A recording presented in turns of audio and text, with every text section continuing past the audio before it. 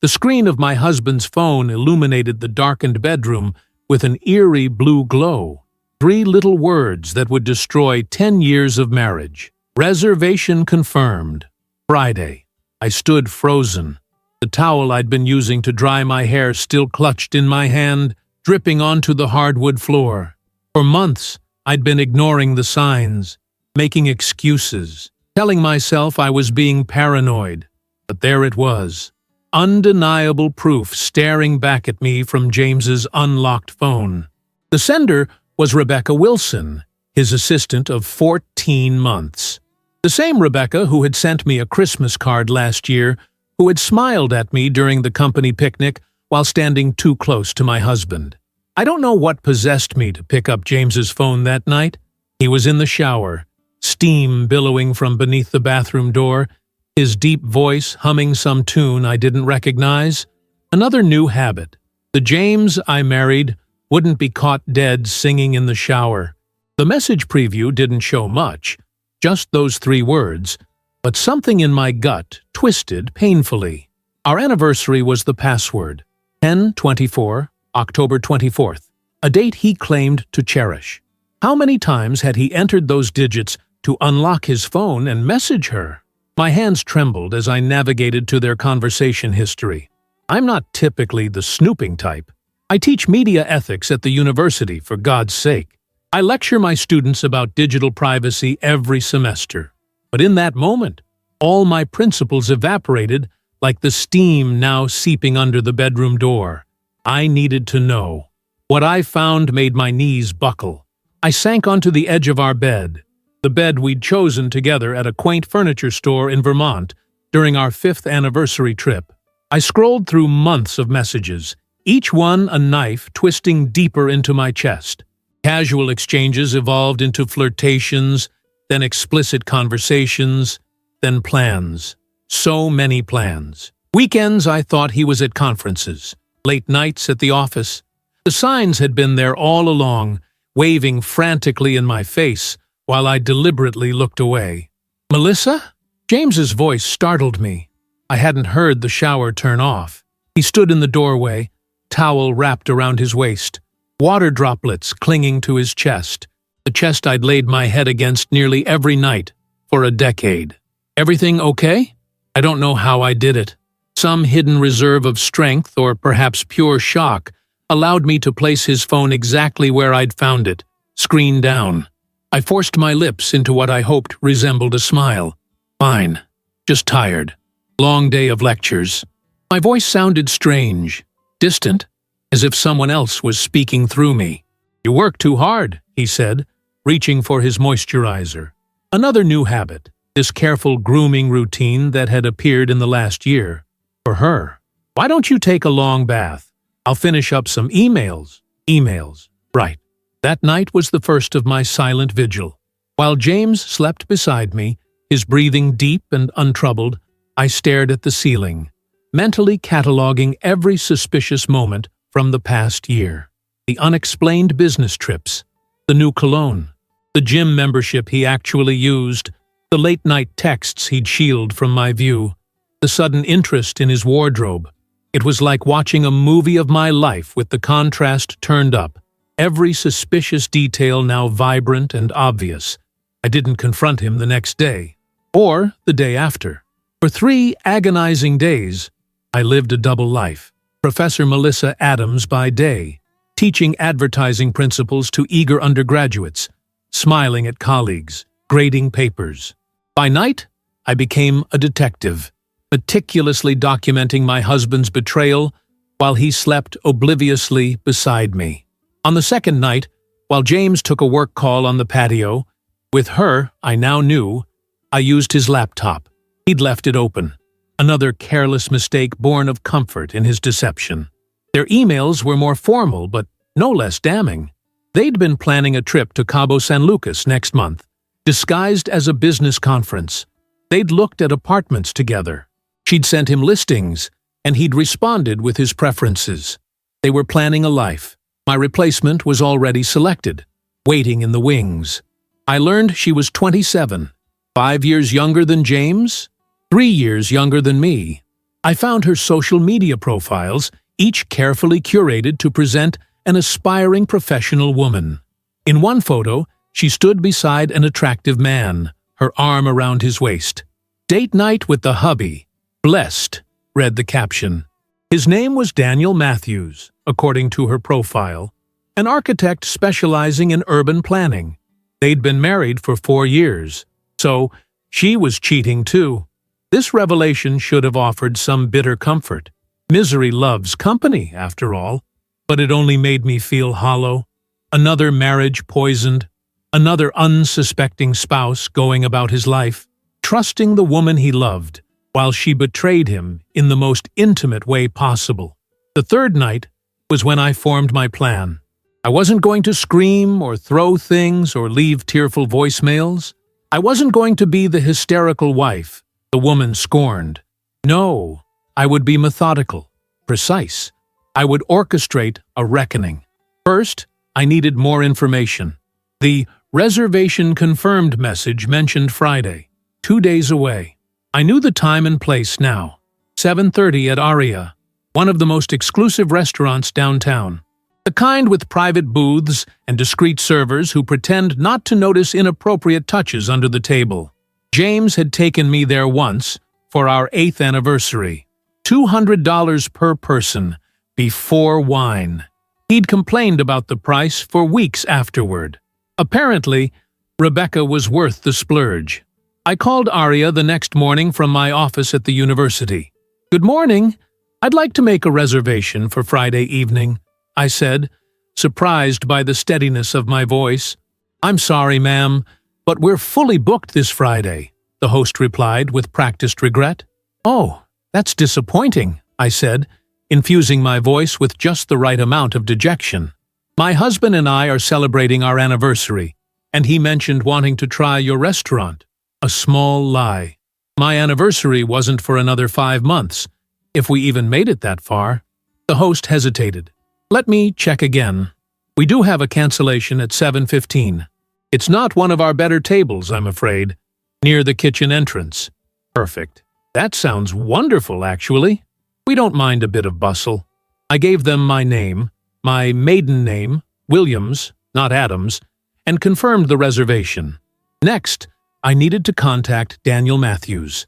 This was trickier, but as a university professor, I had resources. I found his professional profile easily enough. He'd recently completed a project revitalizing an old industrial district downtown. His firm's website featured a professional headshot. Dark hair, kind eyes, a serious expression. He looked like a good man. He didn't deserve this, any more than I did. I crafted an email from my university account, professional and straightforward. I explained that I was organizing a panel discussion on urban renewal for my advanced advertising students, focusing on successful campaigns that had revitalized neglected areas. His recent project made him an ideal speaker. Would he be interested in participating? Perhaps we could discuss the details over dinner. This Friday, perhaps, at Aria around 7:15. It was bold, possibly reckless, but something told me he would accept. People in committed relationships rarely suspect they're being manipulated because they don't expect the world to be organized against them. That's the advantage faithless people exploit, the trusting nature of those who love them. His response came within hours. He was flattered by the invitation and had been looking for opportunities to discuss the project with the academic community. Friday at Aria would be perfect. His wife had mentioned having dinner with colleagues that evening anyway. Colleagues. Is that what she called my husband? I spent Thursday in a fog, moving through my lectures on autopilot. My students didn't seem to notice, or if they did, they attributed it to the end-of-semester fatigue that affects even the most enthusiastic professors. I caught my reflection in the window during my evening class. I looked normal, put together, professional in my navy blazer and pencil skirt. No one would guess I was planning an ambush. That night, James told me he had a late meeting on Friday. Client dinner, very important. Couldn't reschedule. He might be home quite late. Don't wait up. I nodded, murmured understanding words, kissed his cheek. The performance of a lifetime. "You're the best," he said, pulling me close. "I don't deserve you." For once, we agreed on something. Friday dawned bright and clear, a beautiful spring day that mocked my inner turmoil. I dressed with particular care. A deep burgundy dress that James had always liked, hair falling in soft waves past my shoulders, makeup subtle but flawless. I looked good, strong, the image of a woman who wouldn't be broken by betrayal. I arrived at Aria 15 minutes early. The host led me to my table, indeed near the kitchen, but with a perfect view of the private booths along the far wall. I ordered a sparkling water and waited, my heart hammering so loudly I was certain other diners could hear it. Daniel arrived precisely on time. He was taller than his photograph suggested, his suit well-tailored but not flashy. He spotted me immediately. I'd sent a professional headshot with my follow-up email and approached with a genuine smile. "Professor Williams?" he asked, extending his hand. I stood to shake it. "Please, call me Melissa," I said. "Thank you so much for coming." We ordered drinks and made small talk. He was articulate, passionate about his work, easy to talk to under different circumstances. I might have enjoyed his company. As it was, I could barely focus, my eyes constantly drifting to the entrance. At 7:25, they arrived. James in his best suit, the one he'd bought for client meetings last month. Rebecca beside him, elegant in a black dress, her hand resting lightly on his arm in a gesture of practiced intimacy. The host led them to one of the private booths, partially concealed by decorative screens, but still visible from my strategic position. "Are you all right?" Daniel asked, noticing my sudden tension. "You look like you've seen a ghost." "I'm fine," I said, taking a long sip of water. "Just remembered something I forgot to mention to my teaching assistant." I directed the conversation back to his work, asking detailed questions that required lengthy answers, giving me time to observe. They were so at ease with each other, so comfortable. James poured wine for her, their fingers brushing. She laughed at something he said, touching his arm. They studied their menus side by side, rather than across from each other. The seating arrangement of lovers, not colleagues. "Excuse me for a moment," I said to Daniel after we'd ordered our entrees. "I need to use the restroom." I timed my path perfectly, walking slowly past their booth. James's back was to me, but Rebecca faced outward. Our eyes met for the briefest moment, a flash of recognition, quickly replaced by confusion, then alarm.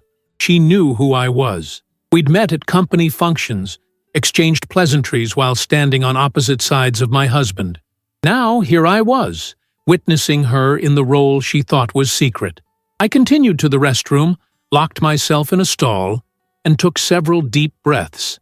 This was really happening. They were really here, celebrating their affair over expensive wine, while their spouses sat elsewhere in the same restaurant. The audacity was breathtaking. When I returned to the table, Daniel was checking his phone. "Sorry," he said, putting it away. "My wife texted to check in. She's having dinner with colleagues tonight, too." I took a deep breath. "Daniel," I said quietly, "I haven't been entirely honest with you about why I asked you here tonight." His expression shifted, wariness replacing the easy openness from before. "What do you mean?" "My name isn't Williams. It's Adams. Melissa Adams." I watched his face, waiting for recognition. It didn't come. "My husband is James Adams. He works at North Star Marketing." Daniel frowned slightly. "I'm sorry. Should I know him?" "He's having dinner right now, in this restaurant, with your wife, Rebecca." The color drained from his face. That's not possible. Rebecca is having dinner with her team. They're planning the Johnson account launch." I shook my head slowly. "They've been having an affair for almost a year, Daniel. I found out 3 days ago." His hands gripped the edge of the table, knuckles white. "This isn't funny." "No," I agreed. "It isn't." I nodded toward the private booth. "They're right over there if you want to see for yourself." Daniel's eyes followed my gesture, his expression a battlefield of disbelief and dawning horror. This can't be happening. he whispered, more to himself than to me, his gaze fixed on the partially obscured booth where our spouses sat, oblivious to the reckoning that awaited them. "I'm sorry," I said, and I meant it. Despite orchestrating this moment, I took no pleasure in his pain. I found out on Tuesday night. James left his phone unlocked, and I saw a message from her about tonight's reservation. He turned back to me, his eyes haunted. Why like this? Why not just tell me privately? It was a fair question. One I'd asked myself repeatedly over the past 72 hours. Because I needed to see it with my own eyes, I admitted. And I thought you deserved to see it too. No gaslighting, no chance for them to coordinate their lies or delete their messages. Just the truth, ugly as it is. Daniel ran a hand through his dark hair, a gesture of distress that made him look suddenly vulnerable. 10 years, he said quietly. We've been together since college. 4 years married. He glanced toward the booth again. I thought we were happy. The rawness in his voice struck a chord. 10 years for us, too, I said. I found apartment listings in his email. They've been planning a future together. His head snapped up. What? I nodded, swallowing hard. They put a deposit down on a place in Riverdale last month. Riverdale, he repeated numbly. We looked at houses there last year. Rebecca said it was too far from her office. A hollow laugh escaped me before I could stop it. Apparently, the commute is worth it for James. Our appetizers arrived, a cruel joke, beautifully plated food that neither of us could stomach. The waiter, sensing the tension, quickly retreated after refilling our water glasses. What do we do now? Daniel asked, his voice steadier but still strained. I took a sip of water, gathering my courage. That depends. Do you want to confront them? Yes. No hesitation. Right now. I understood his urgency. The need to act, to do something, anything, to regain control in a situation where we'd been rendered powerless. But rushing in would be a mistake. Let's wait until they've ordered, I suggested. Get comfortable. Really settle in. I glanced at my watch. Give them 15 more minutes to enjoy their date. Daniel looked at me with new respect, perhaps recognizing the cold calculation behind my composure. You've thought this through. I've had 3 days to plan while pretending everything was normal. I pushed my untouched appetizer aside. 3 days of sleeping beside him, making his coffee, kissing him goodbye in the morning, all while knowing. I spoke to Rebecca this morning before work, Daniel said, his voice hollow. She told me she loved me before she left, said she'd call during her break. He checked his phone again. She did call. Told me they were ordering dinner for the team meeting. His jaw tightened. He described the sandwich she was supposedly eating while sitting right there with him. The casual cruelty of it struck me anew. Not just the betrayal itself, but the elaborate lies, the performance of normalcy, the theft of our time and trust. My hand trembled slightly as I reached for my water glass. Are you okay? Daniel asked, noticing. No, I answered honestly. But I will be. We sat in silence for a moment, united in our parallel grief. Then I saw movement from their booth, Rebecca excusing herself, likely heading to the restroom. An opportunity. She's getting up, I said. I'm going to the restroom again. When I come back, we'll decide how to proceed. Daniel nodded, his expression hardening with resolve. I timed my path to intersect with Rebecca's, meeting her just outside the restroom door. Up close, she was even prettier than in her pictures. Young, polished, confident. She wore a delicate gold necklace I recognized. James had claimed it was for his mother's birthday last month. Rebecca, I said pleasantly, as if greeting an acquaintance at a cocktail party. She froze, eyes widening in recognition and alarm. Melissa, what are you doing here? Having dinner, I replied, my voice steady despite the adrenaline coursing through me. Just like you, though I'm not hiding my dining companion. Her face drained of color. I don't know what you mean. I'm here with colleagues for a... Please don't, I cut her off, my smile never wavering. James is 10 feet away in that booth. I saw you arrive together. Her carefully constructed poise crumbled. Melissa, I'm not here for your explanation or apology, I interrupted again. I just wanted you to know that your husband is at my table. Daniel seems like a good man. He deserved better than this. Her eyes grew impossibly wider. Daniel is here? Where? She glanced frantically around the restaurant. Table 12, near the kitchen. He knows everything now. Rebecca's breathing quickened, panic setting in. This isn't… We weren't… Almost a year, I said, still eerily calm. The apartment in Riverdale, the planned trip to Cabo, the late nights and weekends. I know it all, Rebecca. Tears sprang to her eyes. Please, don't do this. Not here. Why not here? It's a nice restaurant. James took me here for our anniversary once. He complained about the price for weeks afterward. Apparently, you're worth the splurge. A waiter passed by, giving us a curious glance. Rebecca hastily wiped her eyes, smearing her mascara slightly. The perfect facade was cracking. What are you going to do? She whispered. I checked my watch deliberately. I'm going to return to my table. You're going to return to yours. And in about 5 minutes, we're all going to have a long overdue conversation. Leaving her standing there, I walked back to Daniel, who was watching Rebecca from across the room. Her body language as she returned to James told the whole story. Stiff movements, pale face, whispered urgent words.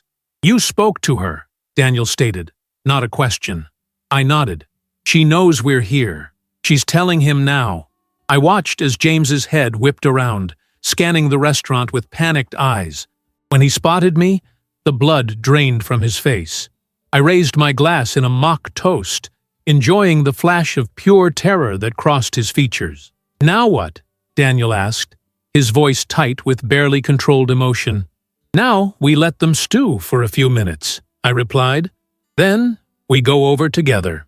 We watched as James and Rebecca huddled in urgent conversation. Their romantic evening shattered. James kept glancing over at us, running his hand through his hair. His own nervous tell that I recognized from a decade of marriage. They were trapped, cornered animals looking for an escape route. I can't believe they're not running for the exit, Daniel muttered. Nowhere to run, I replied. Their coats are checked. The bill hasn't come, and they know we'd just follow them anyway. After what felt like an eternity, but was probably only minutes, I stood up. Ready? Daniel rose, straightening his tie, in a gesture that seemed to help him gather his composure. As I'll ever be. We walked across the restaurant together, a united front. Other diners glanced up curiously, perhaps sensing the drama unfolding. I kept my head high, my pace measured, refusing to give anyone the satisfaction of seeing me hurry or hesitate. James stood as we approached, his face ashen. Melissa, he began, his voice strained. This isn't what it looks like? I finished for him. Please don't insult my intelligence. Or Daniel's. I gestured to the man beside me. James, this is Daniel Matthews, Rebecca's husband. Daniel, this is my husband, James Adams. The two men stared at each other, a bizarre parody of a social introduction. Rebecca remained seated, her eyes fixed on the table, shoulders hunched. Why don't we all sit down? I suggested, as if proposing a dinner party seating arrangement. I'm sure the other patrons would prefer we keep this civilized. Reluctantly, James sat back down. Daniel and I slid into the booth opposite them. The four of us faced each other across the white tablecloth, two marriages fractured beyond repair. How long have you known? James finally asked, his voice barely audible. Since Tuesday, I replied. You left your phone unlocked. Rebecca texted about tonight's reservation. He closed his eyes briefly, a flicker of recognition. And you decided to… what? Ambush us? I decided you shouldn't be the only ones making plans, I said evenly. You've had almost a year of secrecy. It seemed only fair that Daniel and I get one night of honesty. Rebecca finally looked up. Her mascara smudged despite her attempts to fix it in the restroom. Daniel, I'm so sorry. This isn't… Don't. He cut her off, his voice sharp. Don't say it isn't what I think. I've seen your text messages. I know about the apartment in Riverdale. She flinched as if he'd slapped her. How could you do this? Daniel continued, struggling to keep his voice down. 10 years together, and this is how you repay my trust? With my wedding ring still on your finger? James intervened, ever the executive taking control. Look, this situation is unfortunate for everyone. We didn't mean for things to develop this way, but unfortunate, I repeated, incredulous. Is that how you describe destroying 2 marriages? An unfortunate situation? That's not what I meant, James backpedaled. Then what did you mean? I pressed. Please, enlighten us. Explain how sleeping with your assistant while your wife waits at home is unfortunate. Explain how planning a future with another man's wife is just an awkward circumstance. The waiter approached our table, sensed the tension, and wisely retreated without a word. We fell in love, Rebecca said softly, tears streaming down her face. We didn't plan it. Daniel laughed, a harsh sound devoid of humor. Love? Is that what you call it? Because from where I'm sitting, it looks like cowardice. If you wanted out of our marriage, you could have said so. Instead, you lied to my face every single day. I didn't want to hurt you, she whispered. Congratulations on your failure, he replied coldly. James tried again. We were going to tell you both, after the North Star merger completed next month. The timing just wasn't right. The timing? I interjected. You were waiting for a convenient time to blow up our lives? How considerate. The reality of their betrayal sat heavy between us. Not just the affair itself, but the calculated nature of it. The planning, the apartment viewings, the lies told with straight faces and unwavering eyes. What do you want? James finally asked, his tone resigned. Money? The house? The question caught me off guard. Is that what you think this is about? A shakedown? Then why do it like this? He hissed, gesturing around the restaurant. Why not just confront me at home? Because you don't deserve privacy, I said simply. You forfeited that right when you conducted your affair in public. Restaurants, hotels, weekend trips, all places where anyone could have seen you. Did you ever think about that? Did you ever worry about humiliating me? He had no answer. Rebecca turned to Daniel, reaching for his hand across the table. He pulled away, as if her touch might burn him. Can we please go somewhere private to talk about this? Please, Danny. The nickname seemed to cut him deeper than anything else. Don't call me that, he said quietly. Not now. James looked at me, really looked at me for the first time that evening. What happens now, Melissa? It was the question I'd been asking myself for 3 days. What did I want? Revenge? Closure? A miraculous repair of what had been broken? The answer came to me with sudden clarity. Now I go home and pack your things, I said. You can pick them up tomorrow while I'm at my sister's. I'll have the locks changed by Monday. His face registered genuine shock. You're not even willing to discuss this? 10 years of marriage, and you're just done? You were done long before tonight, I replied. You just didn't have the decency to tell me. Daniel stood abruptly. I need some air. He threw his napkin on the table and walked out without a backward glance. Rebecca half rose to follow him, then sank back down, seemingly uncertain what to do. Go after him if you want, I said to her, but don't expect a warm reception. She remained seated, tears flowing freely now. We never meant for this to happen. And yet, you made dozens of deliberate choices that led exactly here, I pointed out. Every lie, every secret meeting, every time you looked our spouses in the eye and said you loved them while planning a life with someone else. James reached for my hand. I pulled away. Melissa, please, we can work through this. Couples therapy, a fresh start, whatever you need.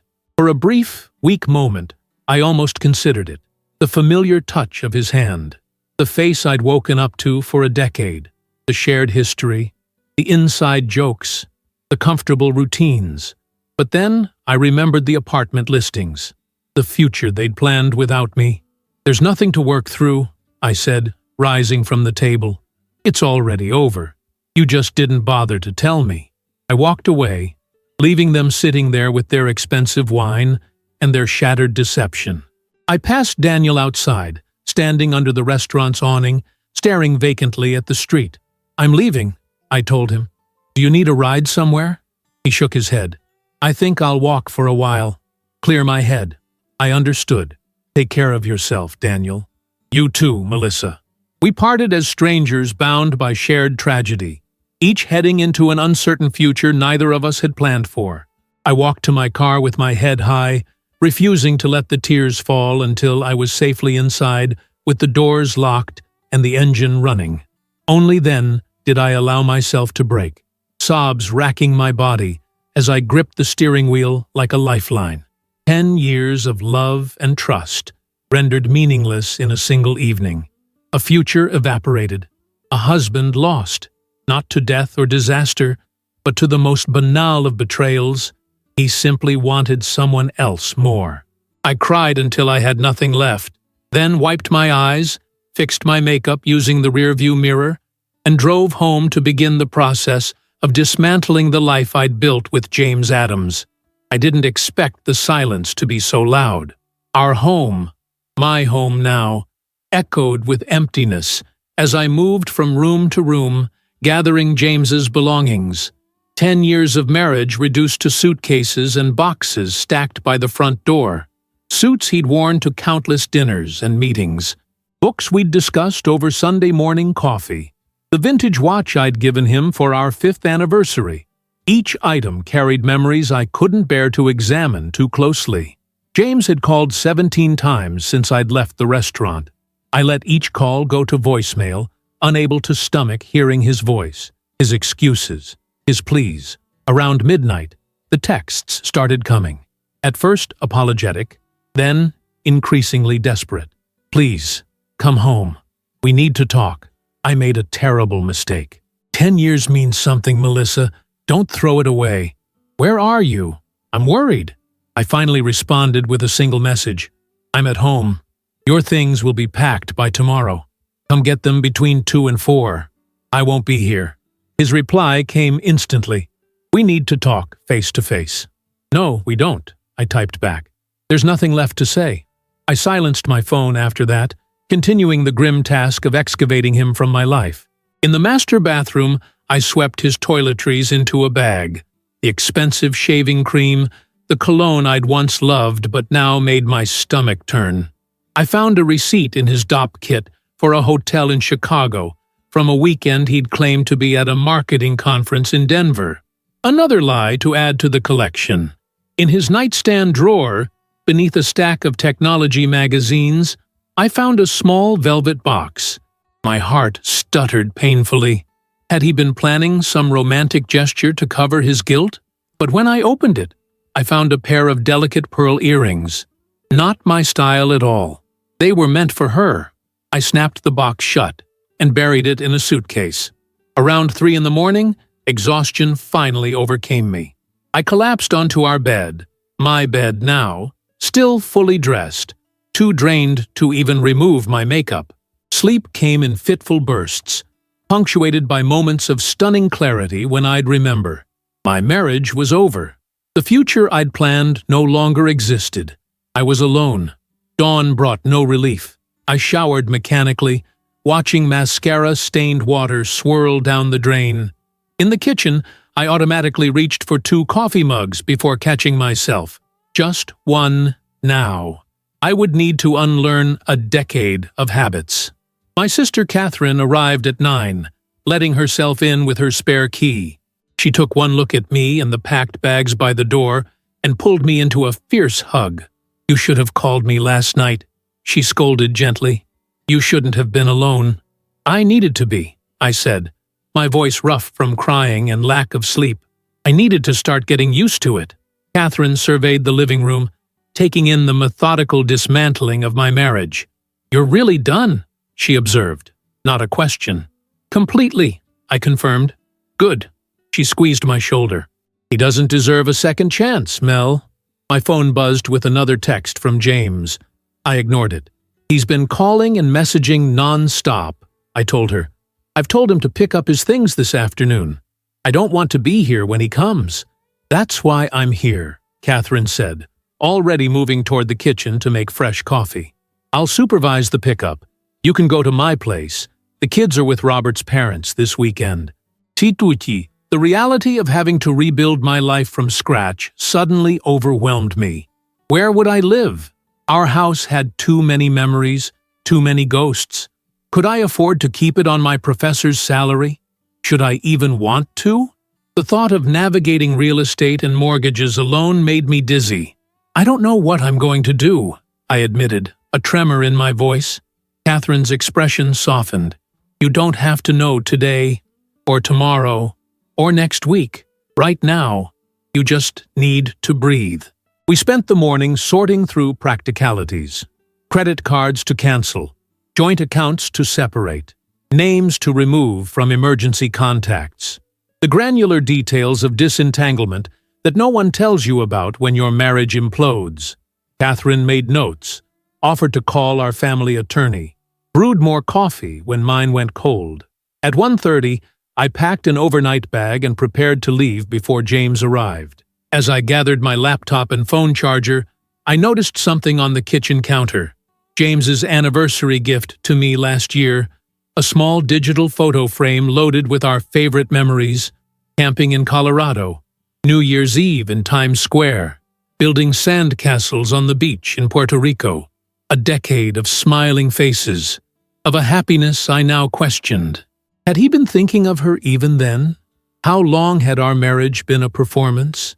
I unplugged the frame and tucked it into a drawer, unable to look at it, but equally unable to throw it away. These small decisions felt monumental. What to keep, what to discard, what to hide away until the pain dulled enough to revisit. Catherine drove me to her house in the suburbs, filling the car ride with gentle chatter about her kids' soccer games and the new landscaping she was planning. Normal, everyday topics that had nothing to do with betrayal or broken vows. I was grateful for the distraction, for the glimpse of a world still turning despite my personal cataclysm. The guest room is all made up, she said, as we pulled into her driveway. Stay as long as you need. Just for the weekend, I insisted. I need to face this head-on. Inside, her home was warm and cluttered in the way family houses always are. Children's artwork on the refrigerator, mismatched throw pillows on the sofa, the lingering smell of that morning's pancakes. I'd always envied Catherine's chaotic, love-filled household. James and I had talked about children, but always someday, after his next promotion, after my tenure review, after. Now there would be no after for us. I settled into the guest room, placing my overnight bag on a chair by the window. My phone buzzed again. Another text from James. I'm at the house. Where are all my things? Where are you? Catherine must have heard the notification. She appeared in the doorway. Is that him again? I nodded. Let me handle it, she said, holding out her hand for my phone. I hesitated only briefly before handing it over. Catherine had always been the protective older sister, the one who confronted neighborhood bullies on my behalf, who vetted my prom dates with terrifying thoroughness. Of course, she would step between me and James now. He wants to know where his things are, I told her.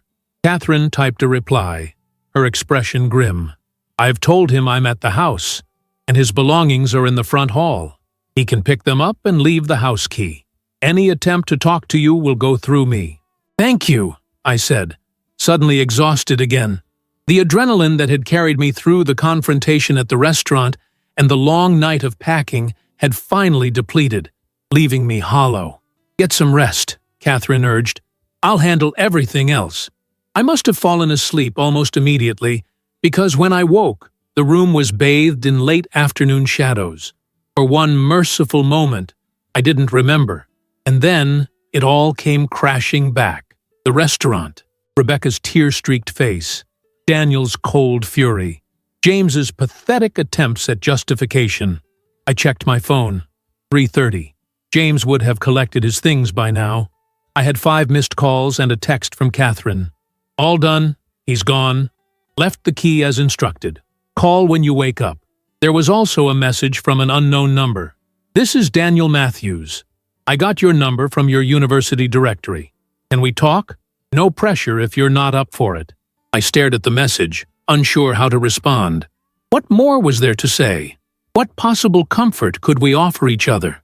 Yet something made me reply, "I'm staying at my sister's tonight. Maybe coffee tomorrow?" His response came quickly. "That works. Perkins Cafe on Main Street? 11 a.m.? I'll be there," I texted back. I called Catherine, who confirmed that James had indeed collected his things. "He tried to leave a letter for you," she said. "I told him any communication needs to go through the lawyers from now on." Was he? How did he seem? I couldn't help asking, hating myself for still caring. Like a man who suddenly realized he's lost everything valuable in his life, Catherine replied without sympathy. "Too little, too late." That evening, we ordered takeout and watched mindless comedy movies, deliberately avoiding anything romantic. Catherine opened a bottle of wine but didn't push when I declined a glass. Alcohol wouldn't dull this kind of pain. It would only make it more confusing, more overwhelming. "Do you want to talk about it?" she asked during a lull between films. "Not yet," I said. "It still doesn't feel real." "It will," she warned gently. "And when it does, I'm here." I nodded, grateful beyond words for her steady presence. Sunday morning arrived with unwelcome clarity. I woke early, my body still on its teaching schedule, despite the emotional chaos. Catherine was already in the kitchen, sipping coffee and reading the news on her tablet. "You're meeting the other husband today?" she asked, as I joined her at the table. "Daniel," I confirmed. "At 11. She gave me a questioning look. "Are you sure that's a good idea?" "Honestly, I have no idea. But we're the only two people who understand exactly what the other is going through." Catherine nodded slowly. "Just be careful. People can be unpredictable when they're hurting." He seemed composed, considering the circumstances. "So do you," she pointed out. "Doesn't mean you're not falling apart inside." She had a point. I'd maintained a facade of control since the moment I'd seen that text message on James's phone, but beneath the surface, I was shattered, barely holding the pieces together. Perhaps Daniel was the same, outwardly functional but inwardly devastated. At 10:30, I borrowed Catherine's car and drove to Perkins Cafe, a quiet place near the university where I sometimes graded papers. Sunday morning was busy with the after-church crowd, but I found a small table in the corner, partially screened by a large potted plant, perfect for a conversation neither of us wanted overheard. Daniel arrived precisely at 11, looking as exhausted as I felt. The composed architect from Friday night had been replaced by a man who had clearly slept as poorly as I had. His hair was uncombed, his eyes shadowed by dark circles, his clothes rumpled as if he'd grabbed whatever was closest. "Thank you for coming," he said, sliding into the chair opposite mine. "I wasn't sure you would." "I wasn't sure either," I admitted. He ordered black coffee when the server approached, and I asked for the same. We sat in awkward silence until our drinks arrived, neither quite knowing how to begin this strangest of conversations. "How are you holding up?" he finally asked. I almost laughed at the absurdity of the question. "About as well as you'd expect." "You?" "I haven't been home yet," he confessed. "I checked into a hotel Friday night, couldn't face the apartment, knowing she's been there, making plans with him, probably talking about me behind my back." I understood completely. I packed all of James's things and had my sister supervise while he picked them up. I couldn't bear to see him. Daniel stared into his coffee. "Rebecca's been calling non-stop, texting, emailing, saying she made a mistake, begging for a chance to explain." "James, too," I said. "I've ignored all of it." "I haven't," Daniel admitted. "I answered once, told her to have her things out by the end of the week and leave the key with the doorman." His voice hardened. "She started crying, saying I was being cruel, that we needed to talk this through. Can you believe that? She thought I was being cruel." The bitter irony wasn't lost on me. "They want absolution," I said. "They want us to forgive them, so they can feel better about what they did." "Well, they can go to hell," Daniel said quietly, then looked immediately embarrassed by his outburst. "Sorry, I'm not usually like this. No need to apologize. If anyone's earned the right to anger, it's us." We fell silent again, sipping our coffee, two strangers united by betrayal. I keep thinking about the signs I missed, Daniel finally said. The late nights at the office, the work trips that seemed to multiply, the new clothes, the way she'd take her phone everywhere, even to the bathroom. He shook his head. I feel like such a fool. Me too, I admitted. James started going to the gym regularly. He never cared about fitness before, and the cologne change, and being protective of his phone. I traced the rim of my coffee cup with one finger. The worst part is, I noticed, I just chose not to see it. Daniel nodded in recognition. It's easier to believe the lie sometimes. Until it isn't, I added. What are you going to do now? He asked. It was the question I'd been avoiding. The future I couldn't yet imagine. File for divorce, obviously. Probably sell the house. Too many memories. Focus on work for a while. I attempted a smile. Exciting plans, right? Better than mine, Daniel replied, which consist entirely of don't fall apart completely. For the first time in days, I felt a genuine laugh bubble up. That's on my list, too. Daniel smiled, and despite the circumstances, I noticed how it transformed his face, softening the hard edges of grief that had settled there. In another universe, one where we hadn't met under the worst possible circumstances, I might have found him attractive. The thought made me uncomfortable, and I quickly pushed it away. I should probably go, I said, checking my watch. My sister will be wondering where I am. Of course, Daniel said, reaching for the check. Let me get this. You don't have to. Please, he insisted. It's just coffee. I nodded, gathering my purse. Thank you. As we walked to the parking lot, an awkward moment hung between us. What was the appropriate goodbye for people in our situation? A handshake seemed too formal, a hug too intimate. Will you be okay? Daniel asked, solving the dilemma by maintaining his distance. Eventually, I replied, surprising myself with the certainty in my voice. You? Eventually, he echoed. We parted with a simple nod, each returning to our separate lives, our parallel griefs. But as I drove back to Catherine's house, I felt slightly less alone, slightly less adrift. Someone else in the world understood exactly what I was going through. It wasn't much, but in that moment, it was enough. When I returned, Catherine was in the kitchen preparing lunch. How was it? She asked cautiously. Strange, I admitted, but helpful, I think.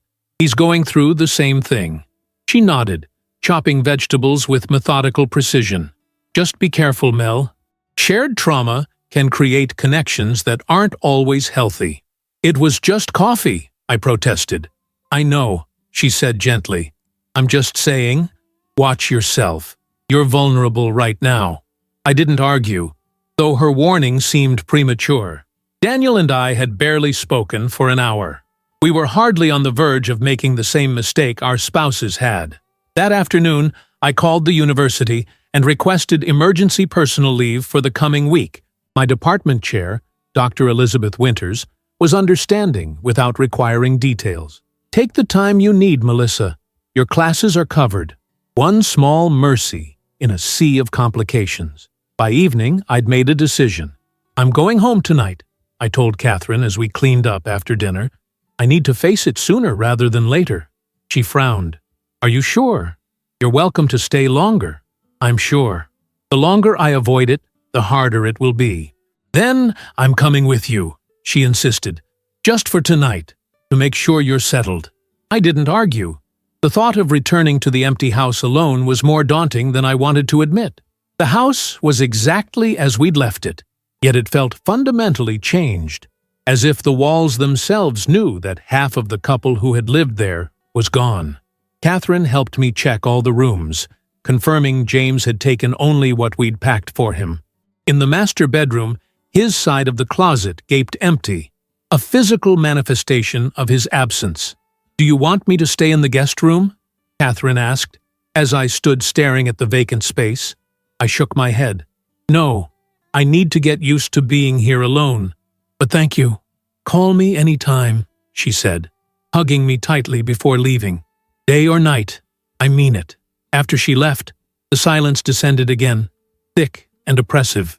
I moved through the house, turning on lights, playing music, creating ambient noise to fill the void.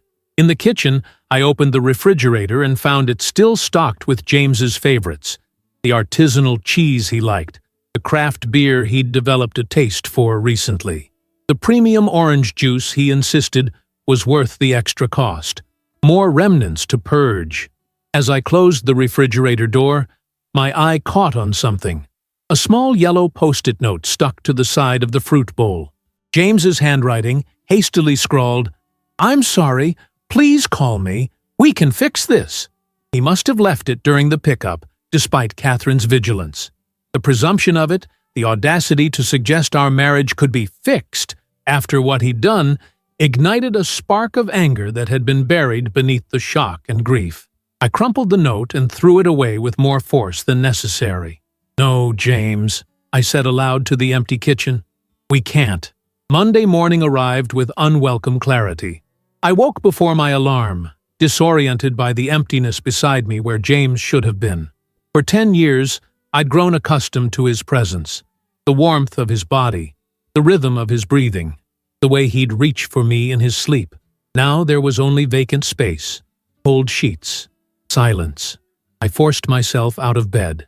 If I was going to rebuild my life, I needed to start with structure, with routine, shower, coffee, breakfast. Normal actions to anchor me in this new, abnormal reality. I dressed in comfortable clothes, yoga pants and a loose sweater, with nowhere to go but through the motions of existence. My phone had accumulated more messages overnight. 3 from James, which I deleted without reading. 1 from Catherine checking in, and 1 from Daniel. "Just wanted to make sure you're doing okay. Yesterday helped. Thank you." I hesitated before replying, "One foot in front of the other. That's all we can do right now." His response came quickly. "Exactly. Let me know if you need anything." The offer was kind but vague. What could either of us possibly need from the other?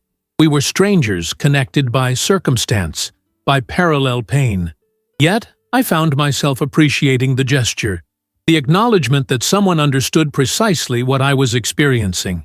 By mid-morning, I'd compiled a to-do list that felt both overwhelming and inadequate. Contact divorce attorney, change locks, close joint accounts, update will.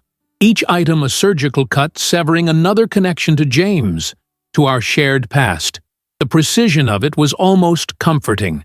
Clear, actionable steps toward a future I couldn't yet imagine. I started with the locks. The locksmith arrived promptly at 11. A middle-aged man with kind eyes who didn't ask questions when I requested all external locks be changed. He worked efficiently, explaining each new feature as he installed electronic keypads on the front and back doors. "The system can store up to 8 different access codes," he explained, demonstrating the programming. "You can assign temporary codes for visitors or service providers that expire after a set time." I nodded, thinking how James would have appreciated this technology, how we would have discussed which friends deserved permanent codes.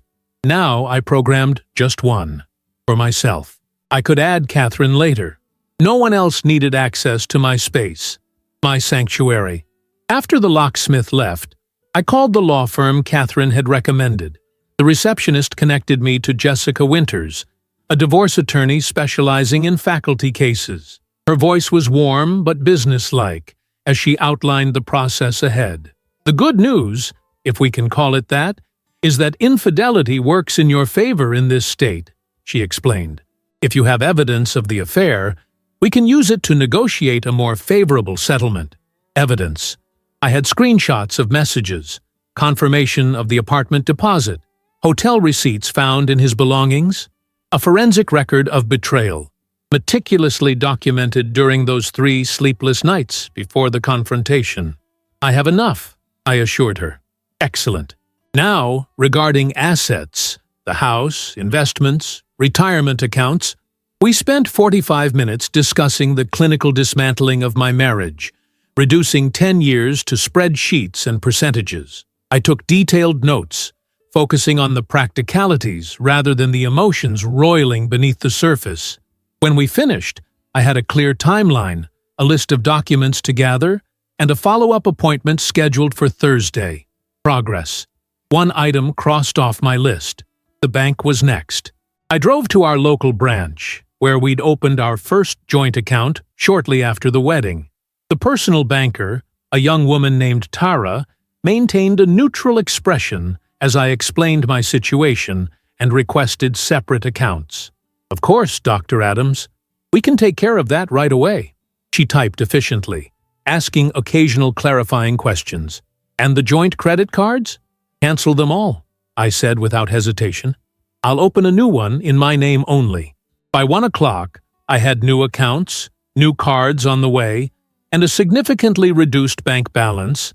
I'd taken exactly half of our joint savings, not a penny more, despite Jessica's advice that I could justifiably claim more given the circumstances. As I walked back to my car, my phone rang. James, again. His 7th call since Friday night. For a moment, I nearly answered, some masochistic part of me curious about what possible explanation he could offer.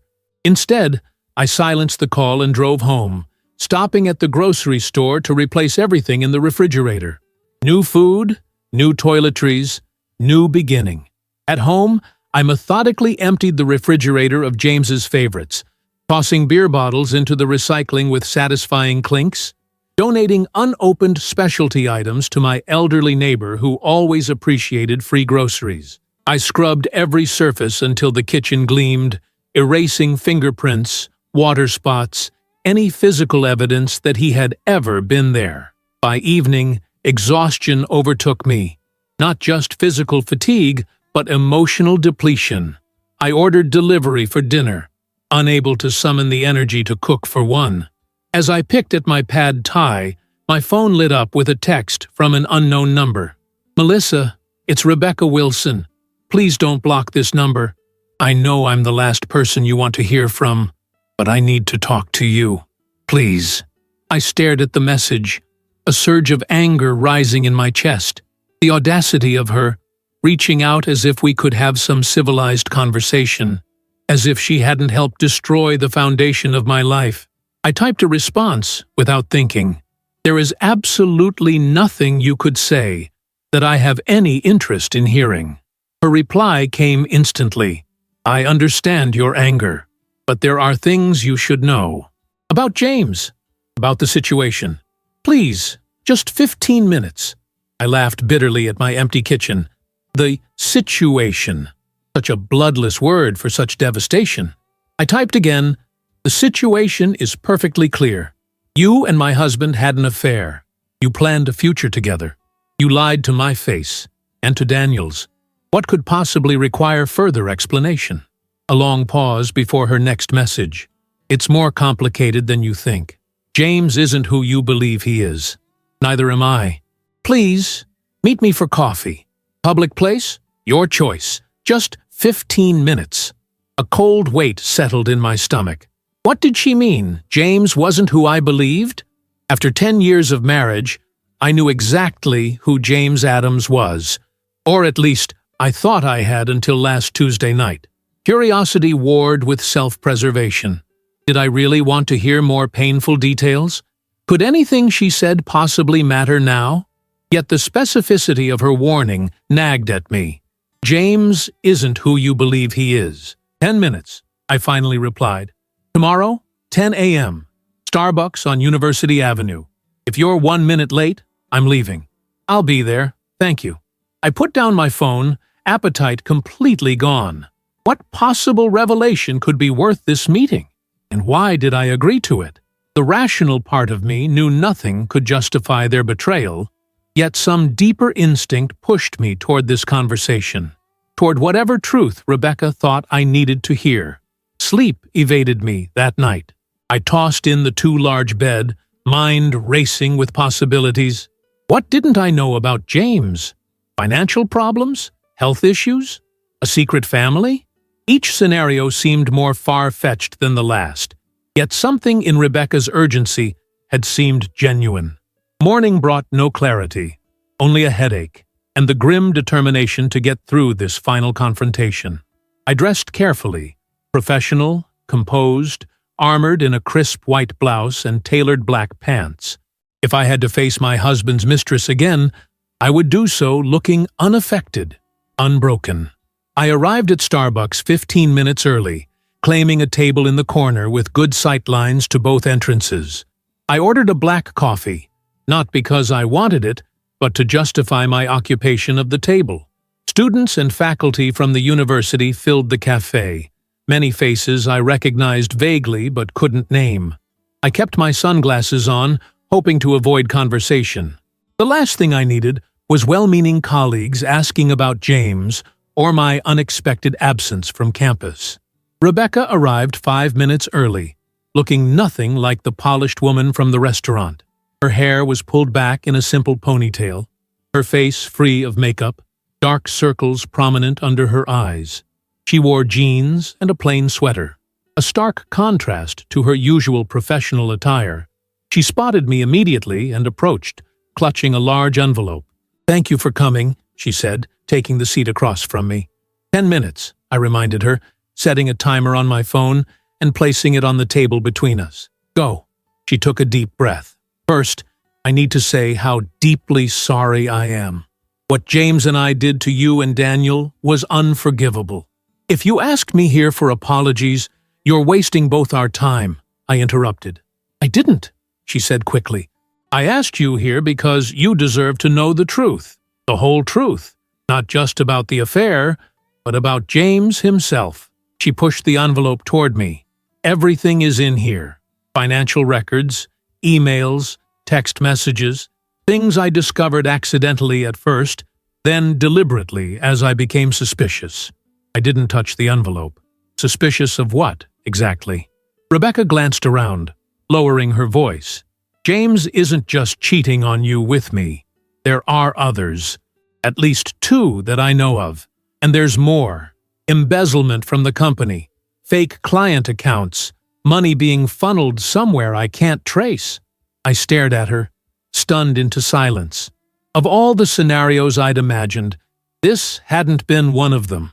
"I know how this sounds," she continued, her words tumbling out rapidly now. "Like I'm trying to shift blame or paint myself as a victim too. I'm not. I made terrible choices. I betrayed Daniel and I hurt you. But when I realized what else was happening, I knew I had to tell you." "Why?" I managed to ask. "Why tell me anything?" "Because he's dangerous, Melissa." Her voice dropped even lower. "Not physically, maybe, but he destroys lives. He's a predator. He targeted me specifically because of my position in the company, my access to accounts. When I threatened to end things after I discovered the other women, he threatened to frame me for the financial discrepancies. I felt dizzy, the cafe seeming to tilt around me. This is insane. James is many things, but he's not a criminal." "Look at the evidence," she urged, pushing the envelope closer. "Bank statements, emails to the other women, documentation of wire transfers to offshore accounts. It's all there." My timer chimed, startling us both. 10 minutes gone in what felt like seconds. "I need to go," I said automatically, reaching for my purse. "Take the envelope," Rebecca insisted. "Read it. Verify it independently. Show it to a lawyer. You don't have to believe me, but please, protect yourself." I hesitated, then took the envelope, tucking it into my bag without opening it. "Why are you really doing this, Rebecca? Guilty conscience? Trying to salvage something with Daniel by making James the bigger villain?" Pain flashed across her face. "Daniel won't speak to me. He's filed for divorce. The apartment is on the market. My life as I knew it is over, and I deserve that. She met my eyes directly. "I'm doing this because it's the right thing to do. Because despite everything, I don't want to see you hurt more than I've already hurt you." I stood, needing to escape the intensity of her gaze, the sincerity that threatened to complicate my clean narrative of betrayal. "I have to go. Be careful," she called after me as I walked away. "He won't take the divorce easily. He has too much to lose." Outside, I gulped fresh air, trying to steady my racing heart. The envelope seemed to burn through my bag. its contents potentially more destructive than anything I'd imagined. Part of me wanted to throw it away unopened, to reject whatever new pain it might contain. But the professor in me, the researcher, the seeker of truth, wouldn't allow it. I drove home in a daze, the envelope on the passenger seat like a ticking bomb. Inside the house, I placed it on the kitchen table and stared at it for long minutes before finally opening it. What I found inside changed everything. Bank statements showing regular transfers from company accounts to a private account in the Cayman Islands. Email exchanges with two women, not just Rebecca, containing the same romantic promises, the same future plans. Photographs of James with another woman entering a hotel in San Diego. During a weekend, he'd told me he was fishing with colleagues. Documentation of a life insurance policy on me that I'd never known about, taken out 3 years ago with James as the sole beneficiary. My hands shook as I spread the papers across the table, connecting dots I'd never seen before. The business trips that multiplied after he received a promotion, giving him more financial authority. The new friends whose names I knew, but whom I'd never met. The increased life insurance coverage he'd insisted we both needed, just in case. I reached for my phone, hesitated, then called the one person who might understand the seismic shift happening beneath my feet. "Daniel? It's Melissa Adams. I need to talk to you. It's about James and Rebecca, but it's worse than we thought. Much worse." An hour later, Daniel sat across from me at my kitchen table, examining the documents with the methodical precision of an architect assessing structural damage. "The financial records are authentic," he said finally, looking up with troubled eyes. "I recognize the banking formats, the transaction codes. This isn't fabricated." "Why would Rebecca share this?" I asked, still struggling to reconcile the woman I'd confronted at the restaurant with this apparent whistleblower. "It implicates her too. Self-preservation, maybe," Daniel suggested. "Or genuine remorse. Either way, we can't ignore this, Melissa. If James is embezzling funds, if he's involving Rebecca in it, we could both be legally vulnerable as spouses." The thought hadn't occurred to me. "You think we could be implicated?" "I don't know," he admitted, "but we need to protect ourselves. This goes beyond infidelity now." I nodded slowly, a new kind of fear replacing the heartache that had dominated the past few days. "I should call my lawyer." "I think we both should," Daniel agreed, "and possibly the police." "Oh, the police," I repeated numbly. How had my life come to this? A week ago, I was a university professor with a seemingly solid marriage. Now I was contemplating reporting my husband for financial crimes while divorcing him for infidelity. Daniel reached across the table, briefly touching my hand. "You don't have to do this alone, Melissa. We're in this together now, whether we like it or not." The simple human contact, the first I'd experienced since Catherine's hug goodbye, nearly undid me. I pulled my hand away, afraid I might shatter if I accepted even this small comfort. "I'll call Jessica," I said, focusing on practical steps. "She should see these before we do anything else." Daniel nodded, gathering the papers and returning them to the envelope. "I'll contact my attorney as well. We should compare notes afterward." As he prepared to leave, an awkward moment stretched between us, similar to our coffee shop goodbye. This time, however, something had shifted. We weren't just strangers connected by betrayal anymore, but reluctant allies against a threat neither of us fully understood. "Thank you for coming," I said simply. "Thanks for calling me," he replied.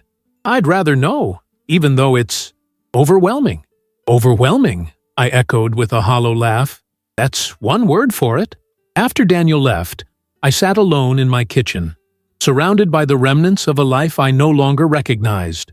Beyond the window, the afternoon light painted my backyard in gentle spring colors. The flowering dogwood James and I had planted on our first anniversary, the herb garden I'd meticulously maintained, the patio furniture where we'd hosted countless summer barbecues. Everything looked exactly the same, yet nothing was. The ground had shifted beneath my feet, revealing not just cracks, but chasms where I'd thought solid foundations stood. I called Jessica's office and left an urgent message explaining I needed to see her immediately. Then I did something I'd been avoiding. I checked my university email. Among the routine faculty announcements and student questions was a message from James sent just an hour earlier. "Melissa, I know you're ignoring my calls and texts. I understand your anger, but there's something urgent we need to discuss regarding our finances. Please contact me as soon as possible. This isn't about us or our marriage. It's about protecting our assets." James. A chill ran through me. He knew. Somehow, he knew that Rebecca had reached out, that the financial evidence was now in my possession. I forwarded the email to Jessica, adding a note about the documents Rebecca had provided and my conversation with Daniel. Then I did what I should have done days ago. I blocked James's number, deleted his email address from my contacts, and removed him from all my social media accounts.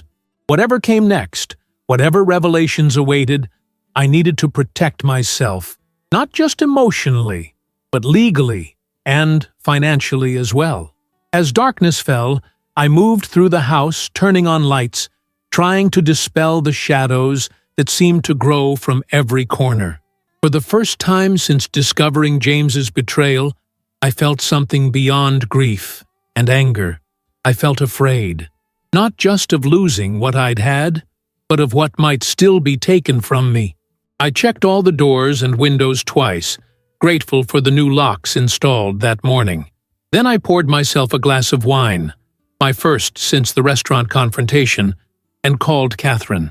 "I need to tell you something," I began when she answered, "and I need you not to panic, but I might need a place to stay again, just until I figure some things out." "What's happened?" The instant concern in her voice was both comforting and alarming. "It's complicated," I said, understating the situation dramatically.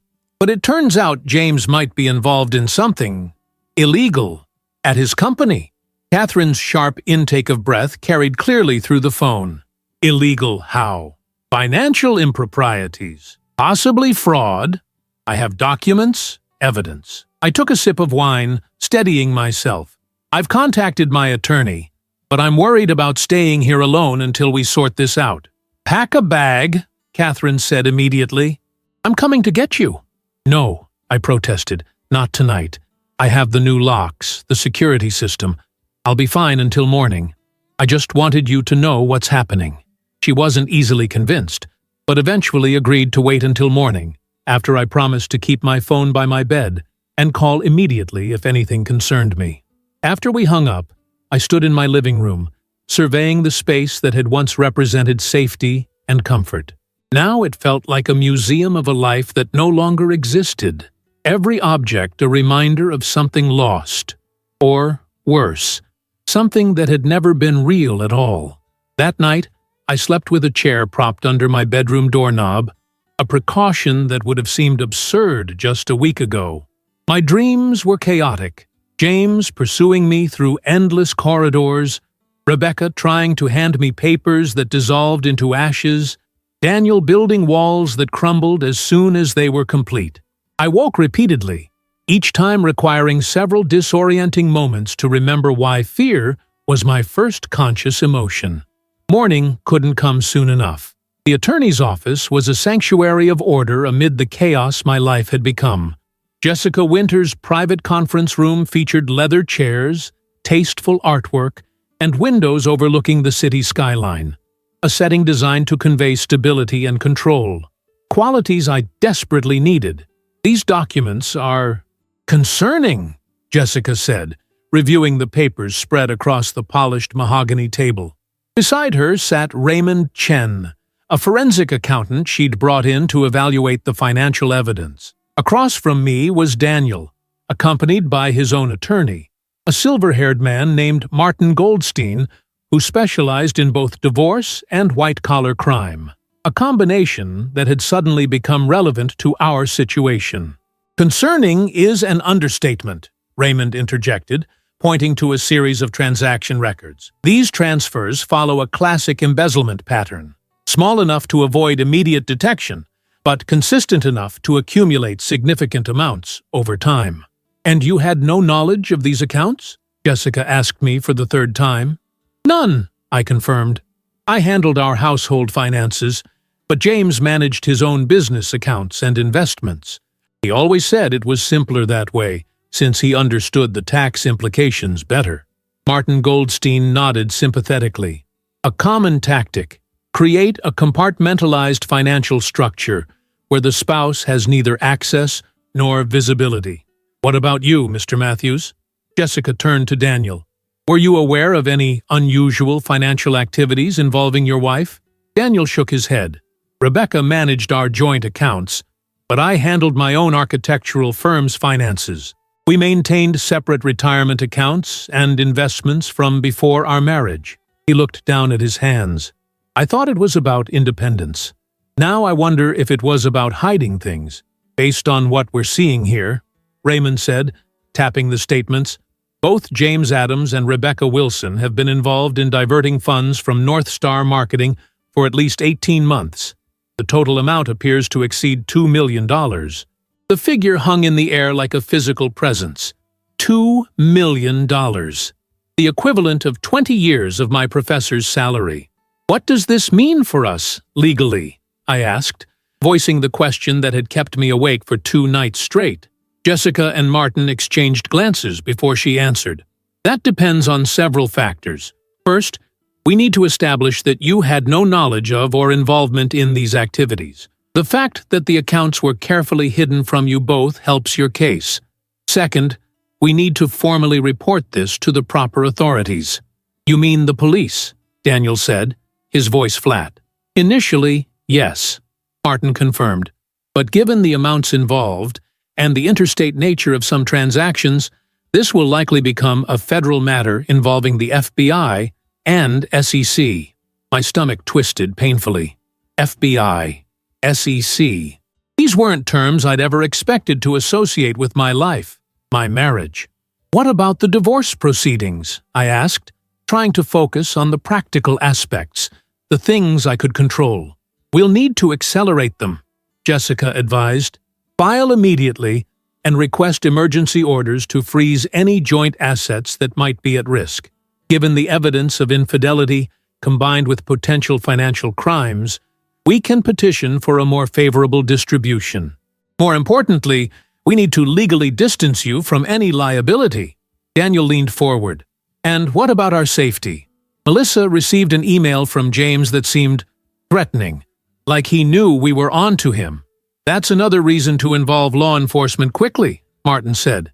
If Mr. Adams realizes his financial schemes are exposed, there's no telling how he might react.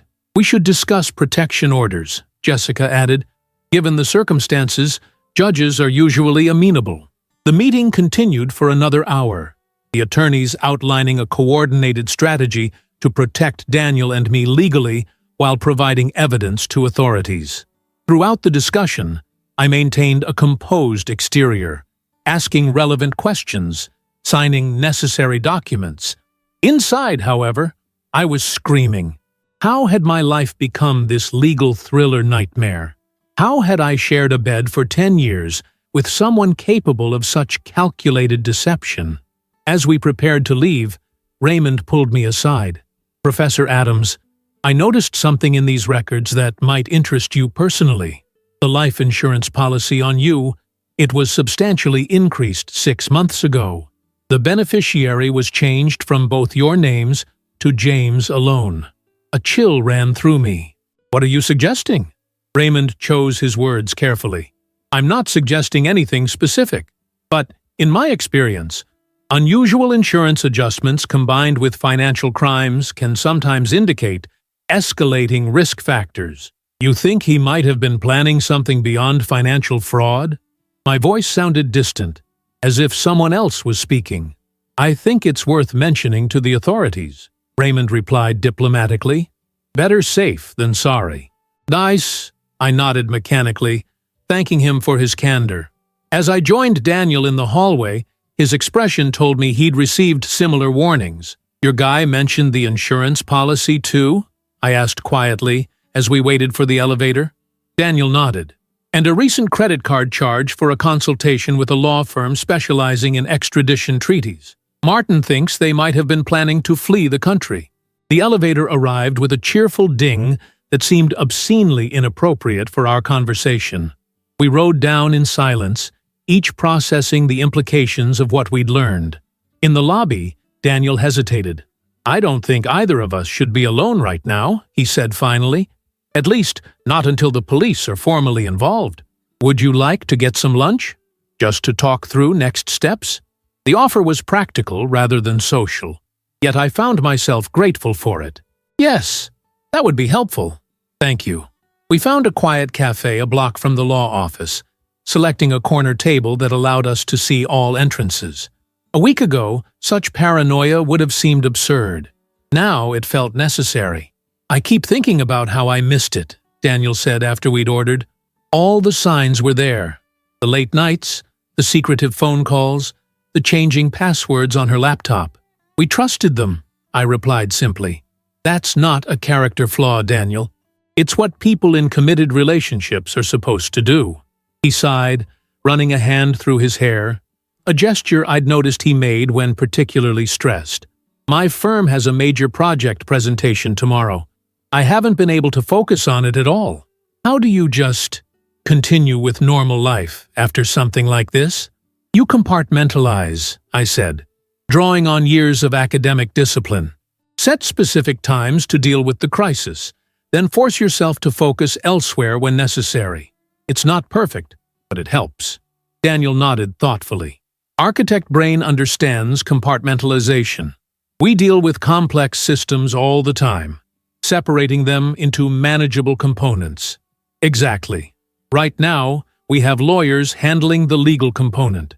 Tonight, I'll prepare for my classes next week. Tomorrow, you'll focus on your presentation. We keep functioning. "And when do we process the emotional fallout?" he asked, his voice softening.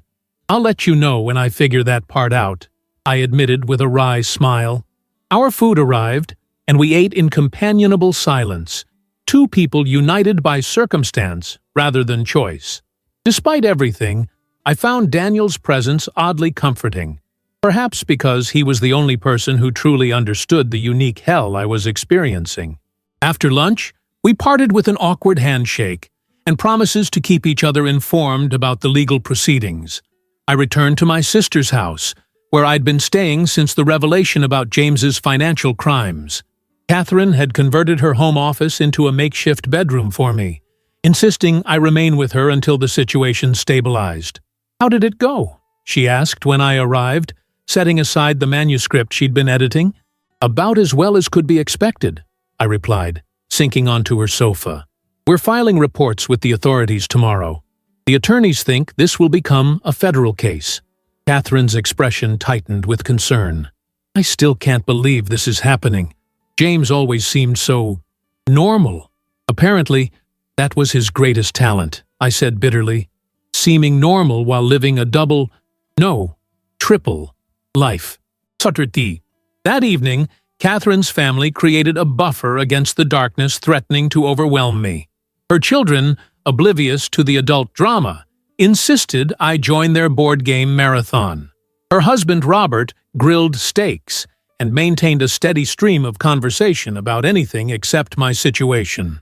For a few hours, I existed in a bubble of ordinary family life, a reminder that such things still existed somewhere in the world. After dinner, I excused myself to prepare for my return to teaching. Catherine had brought my lecture notes and materials from my office, allowing me to work remotely. I spread them across the guest bed, forcing myself to focus on advertising ethics and media analysis rather than betrayal and fraud. The irony wasn't lost on me. I taught students about ethical practices while my own husband engaged in their antithesis. My phone buzzed with a text from Daniel. "Filed police report this afternoon. Detective Wilson, taking lead. They'll contact you tomorrow for statement. Sleep well." I texted back a simple, "Thank you," before returning to my notes. The process had begun. There was no turning back now. The following days passed in a blur of legal meetings, police interviews, and attempts at normalcy. I returned to teaching, standing before my students discussing advertising principles while carefully compartmentalizing the chaos of my personal life. Daniel and I exchanged regular updates, our communications evolving from awkward formality to something approaching friendship. 1 week after our meeting with the attorneys, the situation escalated dramatically. I was in my afternoon seminar when my phone vibrated repeatedly, multiple messages arriving in quick succession. I waited until the students were engaged in group work before checking it. 3 missed calls from Daniel, 2 from Jessica. 1 text message. James and Rebecca have disappeared. Call me immediately. I excused myself, citing a family emergency, and stepped into the hallway to call Daniel. What's happening? I asked without preamble when he answered. Police went to arrest them this morning, he explained, his voice tense. James wasn't at his apartment. Rebecca wasn't at her sister's, where she'd been staying. Both their passports are gone. The FBI has issued alerts at airports and border crossings. My knees weakened, forcing me to lean against the wall for support. They ran. Together, Daniel confirmed. A witness saw them leaving James's building with suitcases last night. They took a taxi to the airport. Do they know where they were heading? Not confirmed. But the investigators found searches for flights to countries without extradition treaties on James's work computer. I closed my eyes, processing this latest development. Part of me felt relieved. With James gone, the immediate threat to my safety diminished. Yet, another part felt cheated of closure, of justice. There's more, Daniel continued hesitantly. They found evidence at James's apartment suggesting they'd been planning this for months, including information about us. What kind of information? I asked, though I wasn't sure I wanted to know. Surveillance photos, notes about our routines, our vulnerabilities. Melissa, they were monitoring both of us since before we discovered the affair. The implications hit me like a physical blow. They hadn't just been hiding their relationship and financial crimes. They'd been actively tracking us, studying us, perhaps even setting us up in some way. I need to see you, I said impulsively. Can you meet me? I don't think I should be alone right now. I'll come to the university, Daniel replied without hesitation. Text me your building and office number. 30 minutes later, we sat in my cramped faculty office, the door locked, blinds drawn. Daniel had brought copies of the police reports, which detailed the evidence found in James's apartment. Offshore account information, fake identification documents, and most disturbingly, the surveillance materials focused on us. They think it was about liability, Daniel explained, referencing his conversation with the detective. If either of us had discovered the financial fraud, we could have exposed them. They needed to know our movements, our habits, to stay one step ahead. And the life insurance policy on me? I asked, voicing the question that had haunted me for days. Daniel hesitated. The investigators are looking into that angle seriously. The policy had a clause that would pay double for accidental death. The implication hung heavy in the air between us. My husband of 10 years might have been considering more than just divorce and financial fraud. The thought made me physically ill. Where do we go from here? I asked, struggling to maintain composure. Forward, Daniel said simply. One day at a time. The investigators believe they'll be caught eventually. Financial criminals usually are. They leave too many digital footprints. And in the meantime, do we just wait? We rebuild, he suggested. We focus on what we can control. For me, that's my firm, my projects. For you, your teaching, your research. We don't let them take anything more from us than they already have. His words resonated with the determination that had been building within me. I nodded slowly. You're right. They've taken enough. Later that evening, as spring twilight settled over the city, Daniel and I walked through the botanical gardens near campus. We hadn't planned it.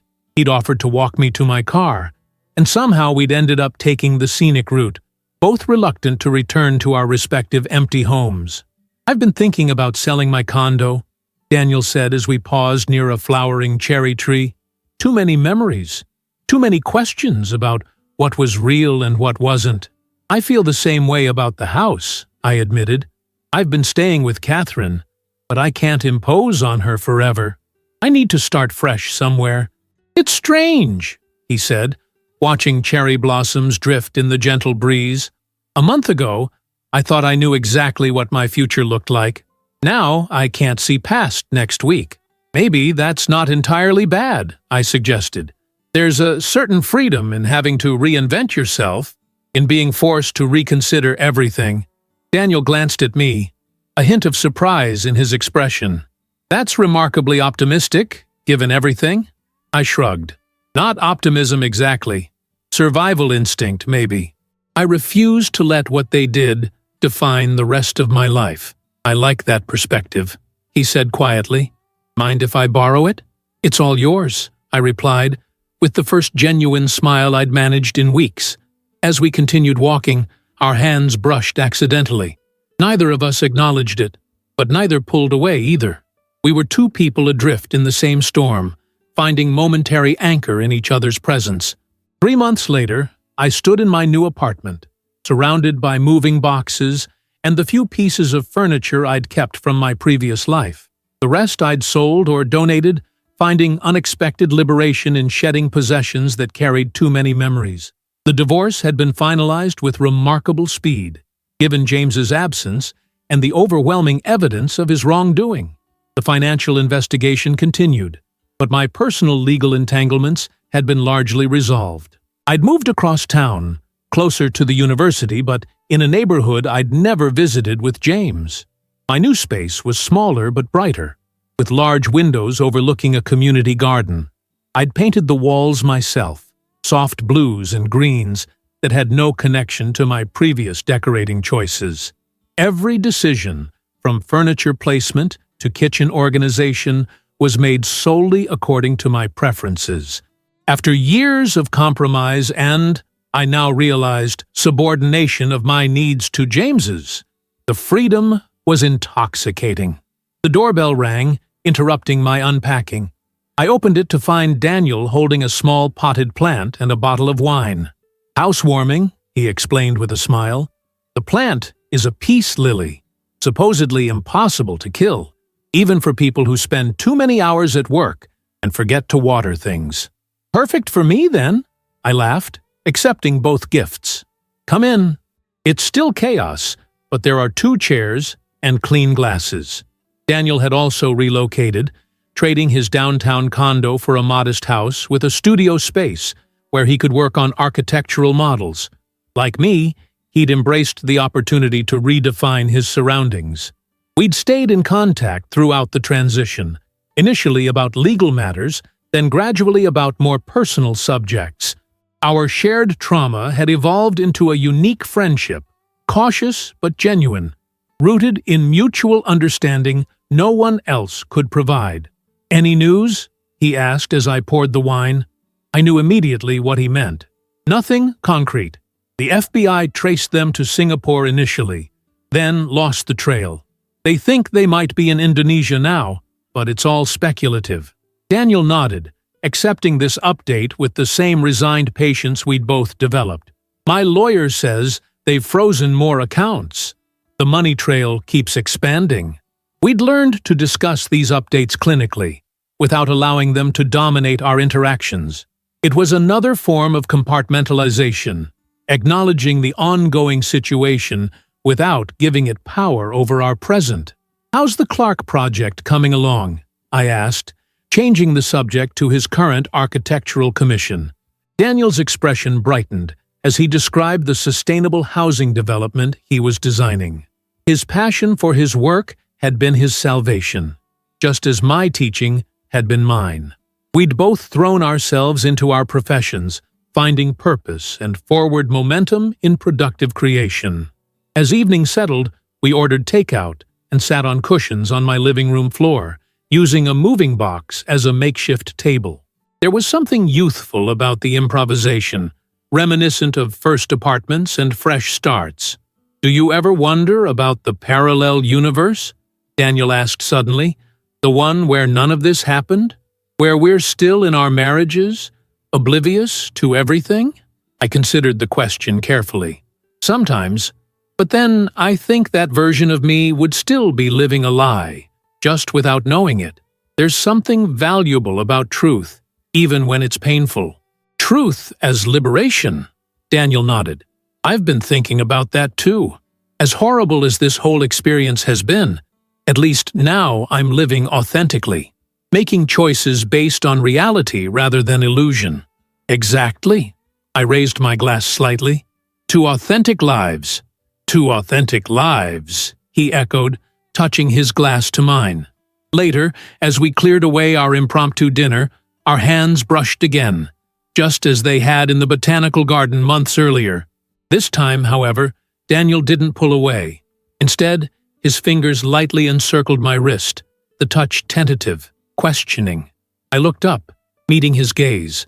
There was uncertainty there, but also warmth, possibility. We'd both been damaged by betrayal, made wary by deception. Yet somehow, through the shared experience of rebuilding from ruins, we'd found our way to this moment of genuine connection. I'm not ready for anything complicated, I said softly, acknowledging the unspoken question between us. Neither am I, Daniel admitted, but maybe we could take it one day at a time, see where it leads without expectations or pressure. I smiled, turning my hand to clasp his properly. I'd like that. Outside my new windows, the city lights sparkled against the darkening sky.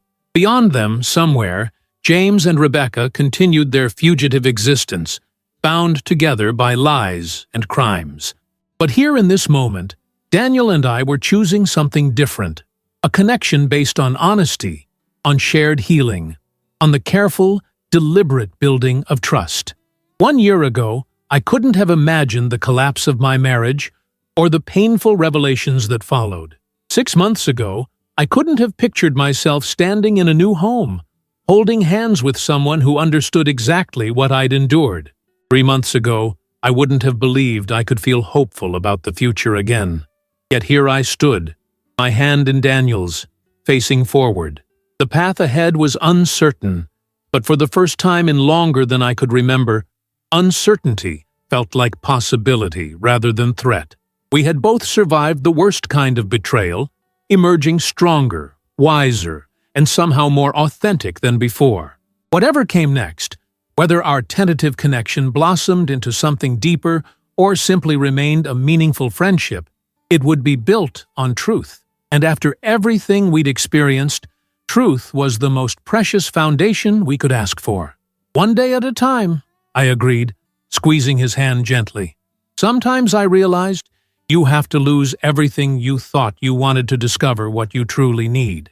Sometimes the end of one story is merely the beginning of another, one more genuine, more meaningful, and ultimately more fulfilling than you could have imagined.